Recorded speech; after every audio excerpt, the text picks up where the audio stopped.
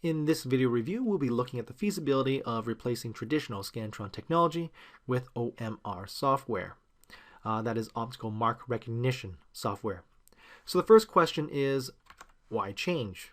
Well, the primary purpose behind this investigation, of course, is to save money. We are hoping that the money that would otherwise be allocated towards purchasing Scantron cards could be freed up for alternate use, such as the replacement of glassware or purchasing better equipment, better technology for our classes. I know that here at Trudeau, we spend approximately $1,000 Canadian each year on Scantron cards alone, and we are expecting this number to increase with student enrollment. However, with OMR software such as Remark Office, we're looking at a $1,000 US one-time fee for a single computer license. However, they are offering a group discount of $695 US each for each computer license when you're ordering 3 or more. Another reason to switch over from Scantrons to OMR software is their data analysis tools. When it comes to Scantrons, they essentially only provide you with individual student marks. You could purchase a special type of Scantron card, and that would allow you to figure out which questions are students having the most difficulties with. But I've never really seen these cards in use before. On the other hand, OMR software provides you with more data analysis tools than you'll ever need. Furthermore, you get to design and create your own Scantron cards, and so you can use them in surveys. You're not just limited to grading tests. So as you can see from here, I have opened up a PowerPoint presentation and created my own Scantron card, designing a layout that was appropriate for my use.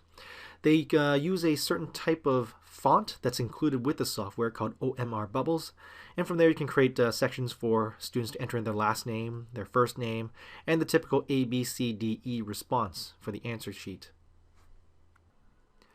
Once you're satisfied with the layout and design of the template, simply print one of these sheets out, risograph as many copies as you'd like, and have the students answer it as if it were a regular Scantron card on a test. What I found most useful is that typically these sheets are printed on one side only, so students can use the other side for rough work. Now in our school we have a photocopier with a USB port that allows us to scan sheets in fairly quickly into a PDF file that's then transferred to USB key. From there, import the PDF file into the software and allow it to analyze the data and output all this lovely class information. Now, I don't know what the funding scheme is like at other schools, but here at Trudeau, the science department is responsible for paying for its own printer ink, printer toner, and any photocopier credits we use. However, the risograph falls within the jurisdiction of the school itself, so the school itself will pay for any resources that are used, ink and paper, etc., etc. We are off the hook for it. And so that, in my opinion, is the beautiful thing about the OMR software, in that beyond the initial investment of the cost of the software itself, the annual upkeep is essentially zero. So let's take a look at the software itself. Typically most schools have a photocopier with scanner capabilities. I know ours is a Konica Minolta 950 and it has a USB port located around here. So you just take your student sheets, put them on the feeder, and just scan them all in onto your USB key. So here you'll notice I have a PDF file filled with scanned images of the student answer sheets. This is just a simulated class, of course. Students are no longer required to fill in the bubbles with a number 2 pencil. They can use pen, marker, pencil crayon, blood. It really doesn't matter. The OMR software is pretty good at detecting which ones they've shaded in. For this particular sheet, I've decided to try out various shading methods just to see how they will interact with the software, whether or not it will mess it up. X's, check marks, multiple answers, lightly shading, circling around it, incomplete erasures, not fully shading in the circle, and also putting circles around the question numbers themselves. I find quite often students will do that for questions they want to revisit later on, but then they'll forget to erase it afterwards. And of course, you'll have to scan in the answer key as well. So here I have my answer key, as you normally would with a regular Scantron card. You can do this manually, or alternatively, the software allows you to input the answer key inside the software itself. So for question number 1, you'd have a drop box where you can select A, B, C, D, or E. Then number 2, then number 3, and 4, etc., etc. But I'm just going to do it the traditional way by filling out my own OMR sheet. So when you start up the program, you'll have to tell it which template to use. Since I'm using this template that I designed, I just have to go into the software and select that particular design. After that, click the Read Wizard. Tell it that you want to read from a PDF file, and there's the PDF file that we scanned in, and start reading. I'm going to leave this to run in real time so you can see how quickly the software is interpreting the data. Here is the first sheet. You'll see NG is listed in the last name section. And then Jonathan, Jonathan, is listed in the first name section. Sadly, you will have some students who are, I guess, spatially impaired. And so what they'll do is, rather than filling in P, shade in P, A, shade in A, they will just shade in their whole name in one column. Obviously, the computer does not understand that, and so that becomes problematic. Anyway, you'll notice over here, we can just move along and you can see all their answers. And the computer has done a pretty good job of interpreting the markings. They'll highlight any problems for you. So for instance, over here, John Smith selected both C and E. So at this point, you can look at the scanned image and decide for yourself, did they mean to choose two options, or did they mean to choose just one of them and they didn't erase it properly? And from there you can just use the drag box and select whatever you feel is appropriate. The computer does allow you to scan in multiple answers. That is a possibility. You just have to go into the settings section and allow it to happen. Looking at John Smith though, we will notice that the X's, so for instance question number 3, the computer does a pretty good job of interpreting that. They've interpreted it as E, which is what I wanted. They interpreted that as D, so that's correct.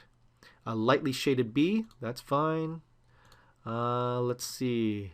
They interpreted the C, so even just circling it, the computer has a pretty good idea of what you're asking for. When it comes to a situation like this, the marking has no effect, apparently. It's still shaded as A and C. So even a partial erase, the computer has chosen to select A over B. So that's good. Yeah, so the software has done a pretty good job of identifying the markings, even though I've been trying to mess around with it. So let's see how the software grades the answer sheets. You're going to click the Grade Wizard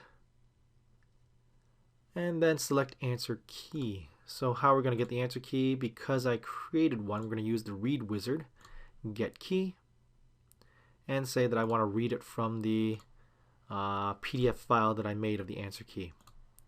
Click the Read button, and once read, we have the answer key located here. You'll notice that the software automatically starts grading it from answer question number 1 all the way to question number 25, and it stops there because it recognizes that from the initial scan there are no more markings past number 25. So going back here, we're going to look at the question properties. So I want to define the student name as the first name's over here, so I'm going to select all this all the way up to the last name, and we're going to say these questions identify the students themselves. Click Next, Next, yeah, you want to just click Finish. Would I like to save this answer key for future use? Yes. So we can have just one saved file here for the future. Rather than having to rescan the PDF file again, I can reuse that answer key. And now I can display all sorts of reports. So over here we've got the statistics. So Jonathan Ng, Brian Zan, and of course John Smith. Sadly, they did not spell their name properly, so now it's an anagram. But you can tell what kind of grade they got: 14 out of 25, 17 out of 25, etc., etc. What was their percentage in the end?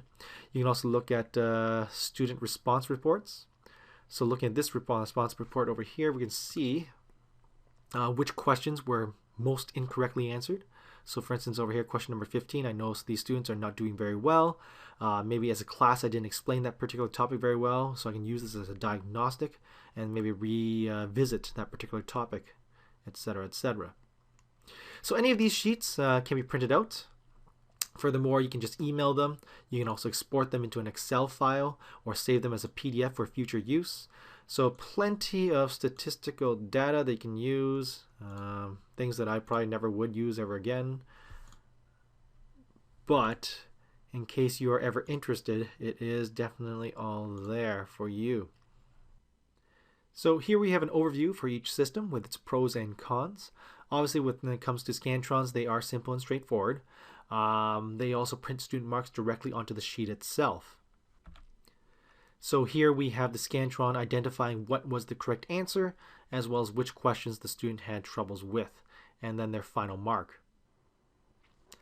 Unfortunately, the OMR software is unable to print directly onto the original sheet, and so the only way for the student to figure out what they got wrong would be to create a student grade report for each student. Unfortunately, this is labor intensive and time consuming in my opinion. So what I'd probably do is just return the original sheet back to the student without any markings on it.